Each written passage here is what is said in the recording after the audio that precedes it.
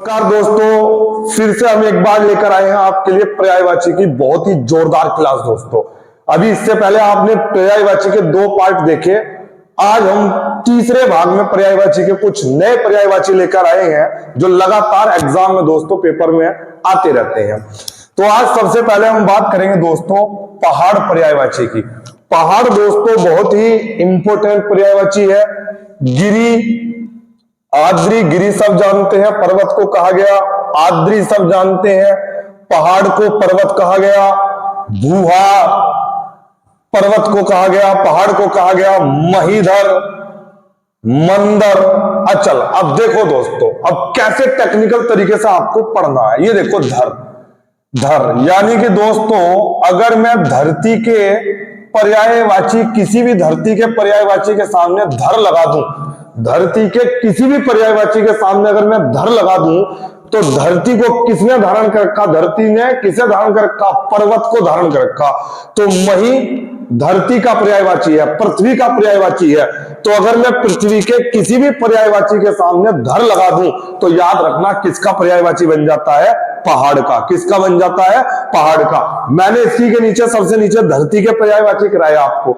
पृथ्वी, पृथ्वी के सामने अगर मैं धर लगा दूं, पृथ्वी धर, तो क्या बन जाएगा? पहाड़। धरा, धरा के सामने धर लगा दूं तो क्या बन जाएगा? पहाड़।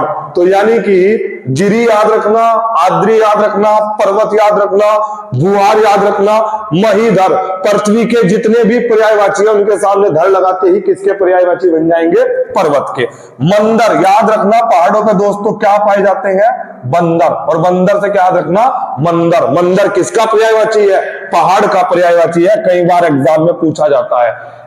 चल, जो चल नहीं सकता, जो चल नहीं सकता, हिल नहीं सकता, वो कौन है दोस्तों? पहाड़। सैल, सबको पता है सैलजा, पर्वतों से जन्मी पार्वती माता को सैलजा कहा गया। तो सैल क्या है दोस्तों? पहाड़। और पहाड़ में दोस्तों क्या पाए जाते हैं? नग पाए जाते हैं। पत्थर रूपी नग कहां पाए जाते हैं? पहाड़ में जाते हैं। सर समुद्र में भी पाए जाते हैं। नग से याद रखना दोस्तों, नाग याद रख लेना। नाग कहां पाए जाते हैं? पहाड़ों में जाते हैं। तो पहाड़ के पर्यायवाची गिरी, आद्री, पर्वत, भूहार और उसके बाद जितने धरती के पर्यायवाची हैं, जहां से भी याद कर रहा हूं उनके सामने धर लगा देना, किसके पर्यायवाची बन जाते हैं? पहाड़ के। उसके बाद बात करते हैं दोस्तों बादल की। किसकी बात करते हैं? बादल। बादल में सबको याद है, पयोधर, जलधर, मोस्ट इंपोर्टेंट। पानी के जितने भी पर्यायवाची हैं अगर मैं उनके सामने धर वर्ड लगा दूं, पानी को धारण करने वाला कौन होता है? बादल। यानी कि ये दोनों पानी के पर्यायवाची लिख दिए मैंने। पानी के पर्यायवाची के आगे अगर मैं धर लगा दूं, पर्यायवाची के आगे क्या लगा दूं? धर लगा दूं तो किसके पर्यायवाची बन जाते हैं? बादल के। पानी में पयोधर, वारी, वारी पानी का पर्यायवाची है। वारी के आगे धर लगा दूं, वारी धर लगा दूं तो क्या निकलेगा? बादल। क्या निकलेगा? बादल। तो पानी के समस्त पर्यायवाचियों के सामने अगर मैं धर लगा दूं या दे लगा दूं, धर या दे लगा दूं तो किसके पर्यायवाची बन जाते हैं? बादल के। नीरद, पानी का पर्यायवाची नीर है, और दे लगा दूं नीरद, जो नीरद पानी देने वाला, दे लगाने से क्या बन जाता है? देने वाला। नीरद जो नीर पानी दे रहा है वो कौन है? बादल। वारी पानी का पर्यायवाची है, पिछली क्लास में पढ़ा था। पानी द लगा दिया, देने वाला कौन है? बादल। जल, जल द, जलद, जल को देने वाला कौन है? बादल। और जल को धारण करने वाला कौन है? बादल। तो पानी के पर्यायवाची के आगे धर या दया लगा देने से किसके पर्यायवाची बन जाते हैं? बादल के पर्यायवाची। किसके बन जाते हैं? बादल के। बात समझ में आई कि नहीं आई? सर बहुत बढ़िया समझ में आई। पानी के पर्यायवाची यानी कि पानी के समस्त पर्यायवाची रखो, उनके आगे धर या दया लगा के किसके बन जाते हैं? पयों के आगे दया लगा दिया तो किसका हो गया? बादल। अंबु पानी का पर्यायवाची है, अंबु, अंबु के आगे दया लगा दिया तो किसका बन गया? बादल। वारिद, बलाहक, याद रखना दोस्तों, बादल, बादल, बलाहक, बादल, बलाहक। और एक याद रखना है दोस्तों अंबर। तो आज की क्लास में कितने पर्यायवाची पढ़े दोस्तों? पहाड़ और बादल। कौन से पढ़े? पहाड़ और बादल। बात करते हैं बिजली। बिजली दोस्तों, विद्युत सबको पता है। बिजली है बड़ी चपला है, चंचल है, कम में आती है कम में जाती है, पता ही नहीं चलता। चपला चंचला, चपला चंचला, चंचल भी है और चपला भी है। तड़ित दोस्तों, अगर किसी को ताड़ना है तो किसकी जरूरत पड़ती है? बिजली। अब बिजली की जो तार है बड़ी तवित होती है, ताड़ दिया जाता है, उसे खींच दिया जाता है। तो याद रखना, किसी को भी अगर ताड़ना है, देखना है, तो बिजली की जरूरत पड़ती है। घनदास, बादलों में जो बादलों की दास है वो कौन है दोस्तों? बिजली है। क्षण प्रभा, क्षण में आती है और क्षण में चली जाती है, कौन है? बिजली। क्षण में आती है और क्षण में चली जाती है, बिजली। दामिनी, दाम आजकल बिजली के बहुत बढ़ रहे हैं। किसके दाम बढ़ रहे हैं? बिजली के। तो दामिनी से याद रखना है बिजली। दाम किसके बढ़ रहे हैं? बिजली के। बिजुरी, ये तो सबको याद है, बिजुरिया, बिजुरिया दोस्तों, बिजली बिजुरी। सौदामिनी, सौदा, आपको दुकान पे सौदा बेचना है या सौदा खरीदना है तो किसकी जरूरत पड़ेगी? बिजली की। सौदा खरीदना है या बेचना है, किसकी जरूरत पड़ेगी? बिजली की। तो आज की क्लास में आपने पहाड़ पढ़ा, बादल पढ़ा, बिजली पढ़ा। अब बात करते हैं धरती की। पृथ्वी, धरा, वसुंधरा, सबको याद है तो तीनों, पृथ्वी, धरा, वसुंधरा। और सर आपने एक बात बताई, दिमाग में सेट होगी कि अगर पृथ्वी के, धरती के किसी भी पर्यायवाची के सामने धर लगा दूं तो क्या बन जाता है? पहाड़। पृथ्वी धर, धराधर, वसुंधरा धर, कौन हो गया? पहाड़। मेदनी, मंदन से मेदनी, मेदनी। इला, इलाही जो है पूरी धरती उसकी है। इलाही, धरती, इलाही, याद रखना। भूधरणी, जमीन आ गया दोस्तों। भूमि, अवनी, मही, और मही के सामने अगर मैं धर लगा दूं तो क्या बन जाएगा? पहाड़। अंचला, धरती का आंचल बहुत बड़ा है, इसलिए इसको क्या कहा गया? आंचल। सबको अपने आंचल में खेलने देती है। और मही से याद रखना, जितने भी मवेशी हैं, मैया, वो सब धरती पर रहते हैं। बताइए दोस्तों, आज की क्लास में कितने? अभी तक आपने 4 पर्यायवाची पढ़े। तो पर्यायवाची दोस्तों इसी तरीके से आपको पढ़ने हैं, बहुत ही जबरदस्त अंदाज में। इसे पढ़ने के बाद जो प्रीवियस करेंगे आपको बहुत आसान लगेगा। तो आज की क्लास में देखते हैं नेक्स्ट पर्यायवाची। आइए दोस्तों, एक बार फिर से इंद्र का पर्यायवाची। अब बात करते हैं इंद्र की। देवराज, देवपति, सुरपति। याद रखना, इंद्र जो है वो सबसे बड़े देवता है। देवताओं के राजा कौन है? इंद्र है। तो अपन क्या करें, देवता पर्यायवाची जितने हैं, देवता के जितने पर्यायवाची पढ़ो, अगर उनके आगे राज या पति लगा दो, देवता के किसी भी पर्यायवाची के सामने, देवता का पर्यायवाची सुर बड़ा फेमस है, बड़ा प्रसिद्ध है। अगर देवता के किसी भी पर्यायवाची के सामने मैं राज लगा दूं या पति लगा दूं तो किसके पर्यायवाची हो जाएंगे? इंद्र के। तो देवराज, देवपति, सुरपति, देवताओं का ईश्वर, देवेश, यानी कि जो देवताओं में सबसे बड़ा हो, देवताओं का ईश्वर हो, देवताओं का इंद्र हो, देवताओं का सबसे बड़ा इंद्र देवेंद्र, सुरेश, मोस्ट इंपोर्टेंट, सचीपति। सची जो है दोस्तों इंद्र की पत्नी का नाम है सची, इसलिए सचीपति कौन है? इंद्र है। सची के सामने प्रिय लगा दूं तो इंद्र है। नागपति इंद्र है। जितने भी हम काम करते हैं कौन देख रहा है? देवता देख रहे हैं। और देवता कितने हैं? हजारों की संख्या में है। तो जिसकी 7 मतलब हजारों अंकें हो वो कौन है? इंद्र है। अमर, देवताओं ने क्या पिया था जब विष्णु भगवान ने जो समुद्र मंथन हुआ था तो विष निकला था और एक अमृत निकला था। अमृत पीकर कौन अमर हुए? देवता। तो देवताओं के का पर्यायवाची अमर हो गया और अमर के सामने क्या लग गया? पति, अमर पति। मध्वा, पर्वतारी, पर्वतारी, पर्वतारी, मोस्ट इंपोर्टेंट है मेरे भाई।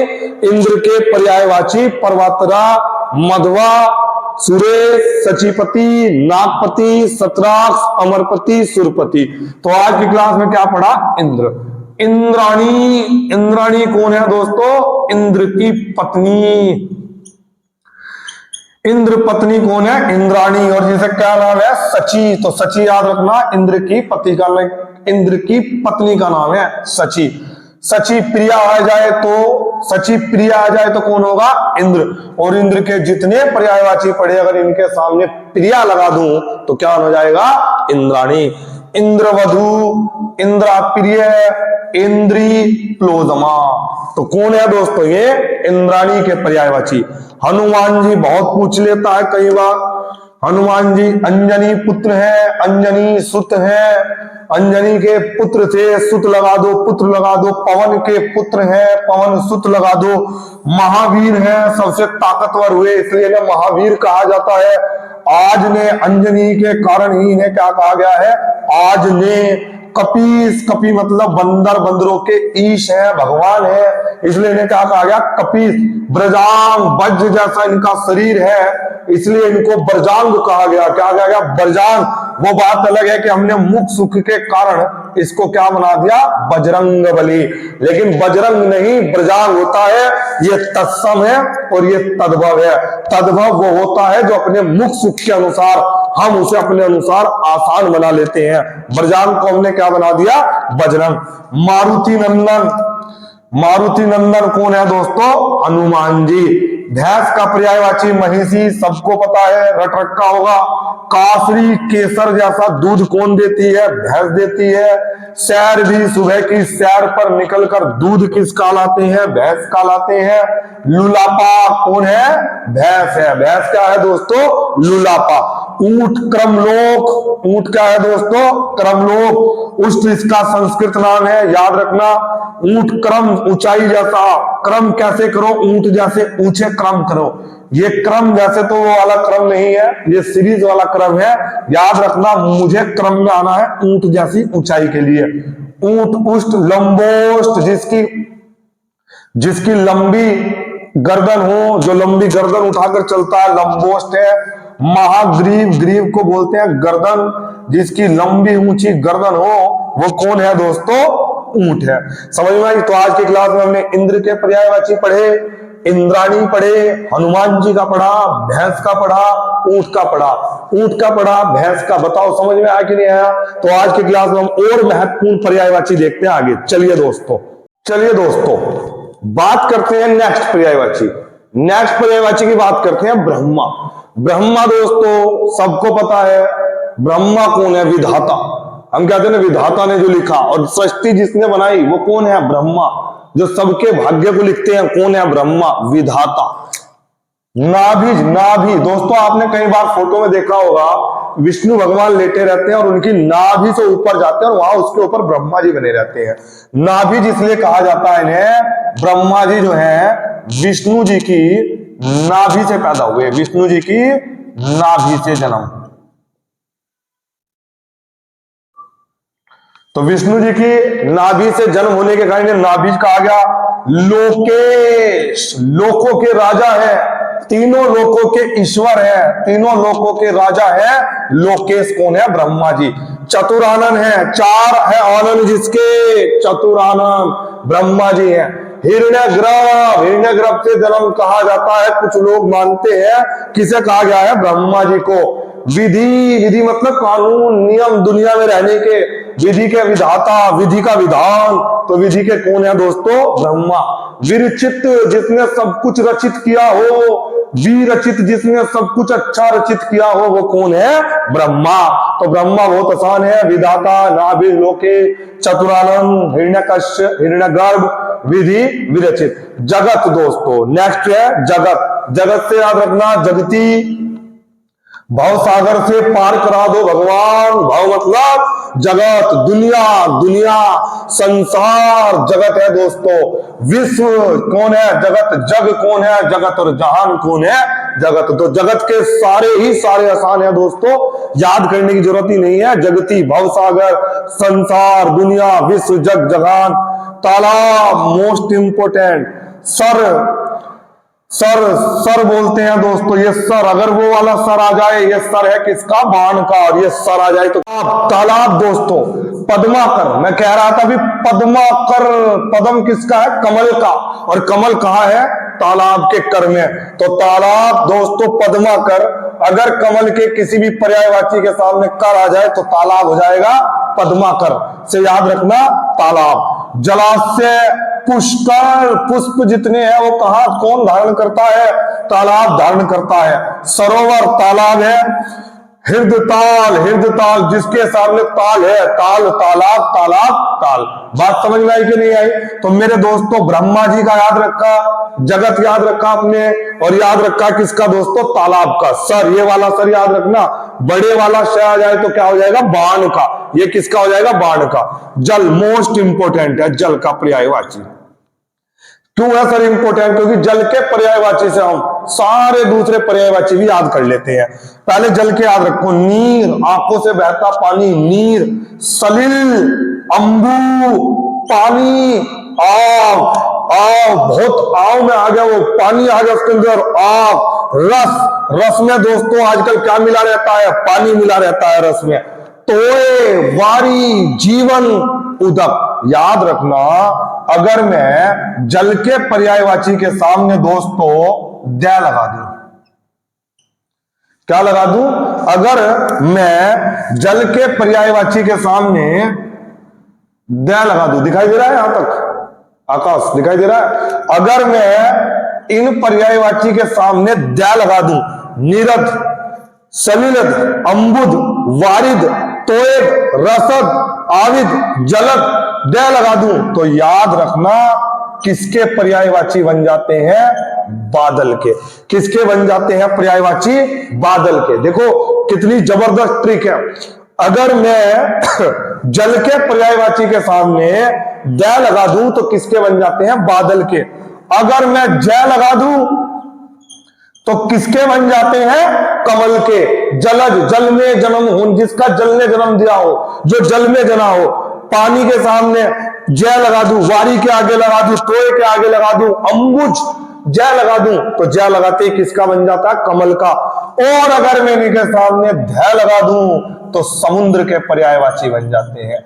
समुद्र के धारण करने वाला, जिसने सारा पानी धारण कर लिया।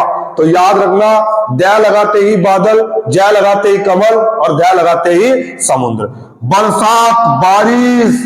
बरसात के मौसम में मैं घर से निकल आया और बोतल भी उठा लाया, तो यहीं से वही बरसात है। बारिश, पावस, सदा रहती पावस ऋतु हम पे, जब से श्याम सिधारे।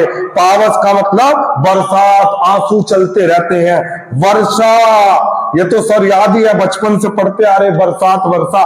दुर्दिन, जैसे ही बारिश आती है सड़कों पे क्या हो जाते हैं? दुर्दिन, कीचड़ ही कीचड़ हो जाता है, तो दुर्दिन से याद रखना बरसात। वर्षक, वर्ष में बारिश जरूर होती है। बरसात, वर्षा से याद रखना वर्षक। और वृष्टि, ओलावृष्टि भी कब होती है? बरसात में होती है दोस्तों। बताओ यहां तक समझ में आया? मेरे दोस्तों कमेंट सेक्शन में अगर आप क्लास ले रहे हैं तो कमेंट सेक्शन में जरूर बताना कितना समझ में आया और कितना नहीं आया। यमुना, कालिंदी, कलिंदी, सॉरी, यमुना से याद रखना कलिंदी।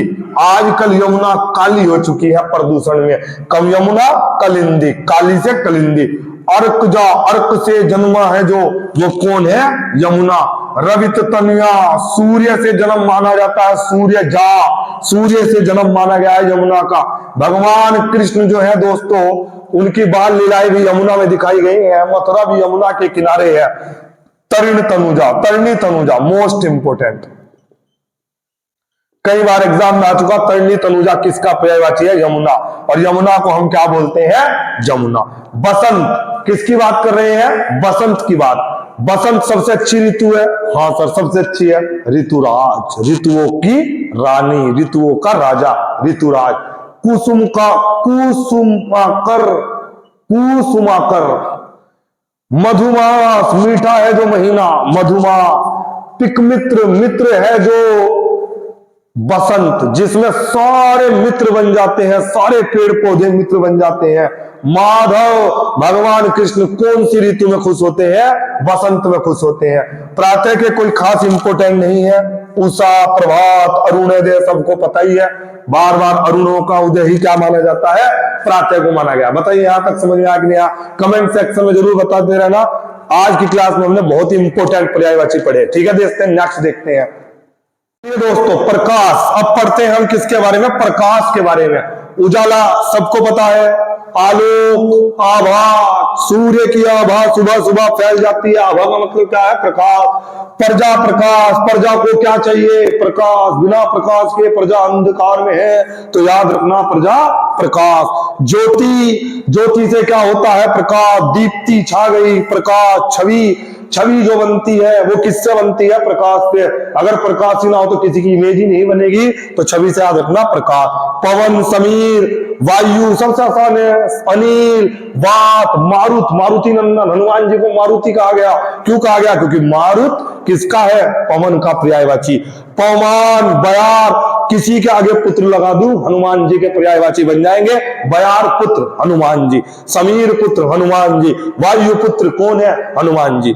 पत्थर प्रस्तर, पत्थर प्रस्तर, पाषाण काल सबको याद है। उपल, शिला किसकी होती है? पत्थर की। अश्म क्या है? पत्थर। पाठ, मैं दो पाठों के बीच में पिस गया, पाठ किसके होते हैं? पत्थर के। निशा मोस्ट इंपोर्टेंट है, कई बार आता है, सबसे आसान है। रात, रात्रि, रजनी, निशी, शप्पा। यामिनी, यम, यम कब निकलता है दोस्तों? रात को निकलता है। निशा, निशी, तमिस्त्रा, रैन बसेरे क्या होते हैं? रैन बसेरे। सरवरी किसके हैं? ये निशा के पर्यायवाची। नदी, सरिता, वाहिनी जो लगातार बहती रहे, नदी। तटिनी जो तटों के बीच में बहती है, नदी। स्रोतविनी इसका स्रोत हो, जो स्रोत से निकलती हो, नदी। शैलजा, शैलजा सर पार्वती का भी यहाँ। शैलजा, शैल मतलब पत्थरों से जो जन्मी हो, पर्वतों से जन्मी हो, कौन है? पार्वती। और पर्वतों से कौन निकलती है? नदी। तो शैलजा दोनों का है। सिंधु में गमन करने वाली कौन है? नदी। निमगना नदी, निमगना नदी, निमगना। धूल दोस्तों, रज लेके चरणों की रज, रज मतलब धूल, रज। रेणु, धूली, धूल से धूली। माटी की होती है धूल। मृत्यु, मृत्यु मतलब मिट्टी, मिट्टी का, मिट्टी की होती है धूल। कुहासा और कोहरा ये भी धूल के कण है दोस्तों, जो कोहरा छाया रहता है। कुहासा और कोहरा क्या है? धूल। निहार, अगर धूल में कोई व्यक्ति आपके सामने आ जाए तो आपको उसे क्या करना पड़ता है? निहारना पड़ता है सर, निहार। और धूल से क्या रखेंगे? मृदा, मिट्टी, मिट्टी, धूल। बताइए समझ में आया कि नहीं आया? तो मेरे दोस्तों आज की क्लास में आपने पर्यायवाची टॉपिक पूरा किया। मुझे उम्मीद है आपको बहुत अच्छे समझ में आया होगा। प्लीज दोस्तों कमेंट सेक्शन में आप जरूर बताएं कितना समझ में आया, कितना नहीं आया। अगर आपको लगा हो तो आपकी इसी तरह इस वीडियो को प्यार मिलता रहे। इसके बारे में आप जितना प्रमोशन इसका करेंगे दोस्तों से हमें भी मोटिवेशन मिलेगा।